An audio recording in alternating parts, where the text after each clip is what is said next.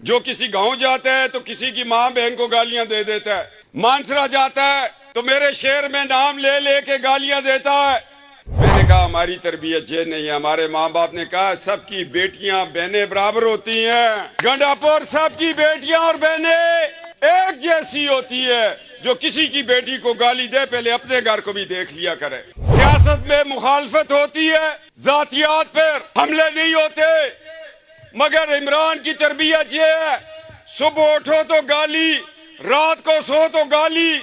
हमारा लीडर अटक किले में गया, लोगों ने पूछा नवाज शरीफ 1.5 साल से अटक किले में है। मैंने कहा अटक किले के बाहर कहा, जी टीवी खड़ा था, मैंने कहा नवाज शरीफ को उस चीज की सजा है। उसने नीला बट पर लीडर ऑफ द ऑपोजिशन ये ऐलान किया था मैं इंडिया को बावर करवाता हूं, हम एक एटमी ताकत है। 1000 का आटा छोड़ा तुम 7000 पे ले गए, 60 रुपए का पेट्रोल छोड़ा, हाई ऑक्टेन 280 को पहुंचा दिया। ये तब्दीली है या नहीं है मलिक साहब? तब्दीली है ना? इससे बड़ी तब्दीली और हो सकती है? हाँ जी दोस्तों, दुआ करो, महंगाई कंट्रोल हो जाएगी, मुश्किलें आसान हो जाएंगी, हो रही हैं।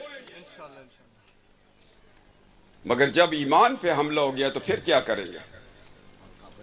अल्लाह कहता है कलमा ला इलाहा इल्लल्लाह, नमाज, रोजा, ज़कात, हज और जहाद फी सबीलिल्लाह, बस। और इमरान कहता है जहाद की जरूरत नहीं है। आज मैं पूछता हूं गंडापुर, क्या पूछूं यार, किससे पूछूं? जो किसी गांव जाता है तो किसी की माँ बहन को गालियां दे देता है, मानसरा जाता है तो मेरे शहर में नाम ले लेके गालियां देता है। मैंने कहा हमारी तरबियत ये नहीं है। हमारे माँ बाप ने कहा सबकी बेटियां बहनें बराबर होती हैं। गंडापुर सबकी बेटियां और बहनें एक जैसी होती है। जो किसी की बेटी को गाली दे पहले अपने घर को भी देख लिया करे। क्या बिठा दिया कलाऊं सा बंदा हमारे ऊपर यार। मगर छोड़े, नवाज शरीफ की तरबियत है।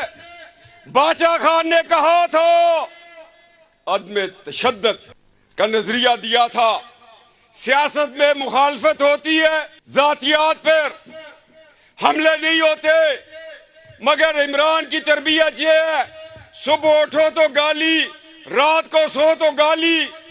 मगर पठानों, मशरानों, कशरानों, हमारे आबाओ अजदाद की ये तरबियत नहीं है। वो कहते हैं सुबह उठो तो मस्जिद, रात को जाओ तो मस्जिद, अल्लाह के घर की इबादत, माँ बाप की ताबेदारी, ये हमारी तरबियत। इसलिए हमें लोग पठान और खान कहते हैं।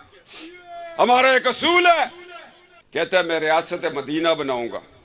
क्या रियासत मदीना में ये काम जायज है कि बापर्दा बच्चियों को कंटेनरों पे चढ़ा दें, 190 मिलियन पाउंड्स का फ्रॉड कर ले, पराए घर से?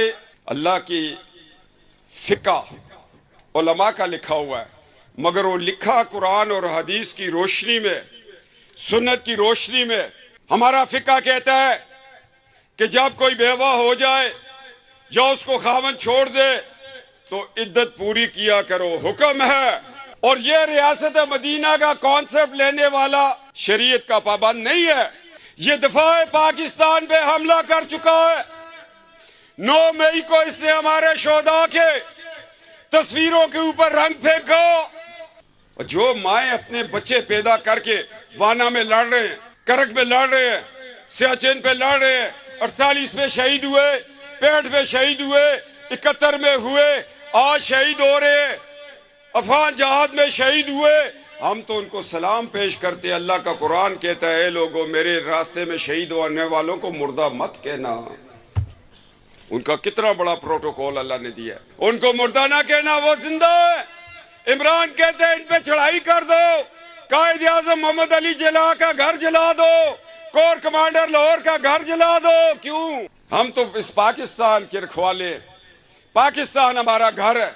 पाकिस्तान 2 कौमी नजरिए की बुनियाद पर बना। आज मकबूजा कश्मीर के मुसलमान भाइयों और बेटियों से पूछे कि आजादी कितनी बड़ी नेमत है। इंडिया ने प्रोग्राम चलाया इसराइल ने बताया कि जो काम हम पाकिस्तान फौज के खिलाफ ना कर सके, इमरान ने हमारे झंडे की तकमील करते हुए 9 मई को अपनी फौज पे हमला करवा दिया। बताओ दीनदारों, बताओ ईमानदारों, बताओ ताज्जुब गुजारों, बताओ क्या अल्लाह का हुक्म है कि अपने ही फौज पे हमला कर दो?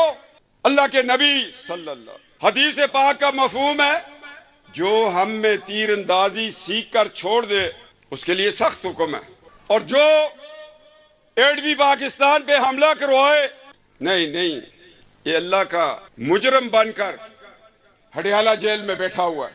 हमारा लीडर अटक किले में गया, लोगों ने पूछा नवाज शरीफ 1.5 साल से अटक किले में है। मैंने कहा अटक किले के बाहर कहा, जी टीवी खड़ा था, मैंने कहा नवाज शरीफ को उस चीज की सजा है, उसने नीला बट पर लीडर ऑफ द ऑपोजिशन ये ऐलान किया था, मैं इंडिया को बावर करवाता हूं, हम एक एटमी ताकत है। धमाके से पहले उसने धमाका कर दिया था, लीडर ऑफ द ऑपोजिशन था। मैंने कहा आज नवाज शरीफ अटक किला इसलिए काट रहा है कि पूरी दुनिया का प्रेशर बर्दाश्त किया, और नवाज शरीफ ने कहा पाकिस्तान को एटमी पाकिस्तान बना के छोड़ूंगा। वो किसी करप्शन में अटक किले में नहीं गया था।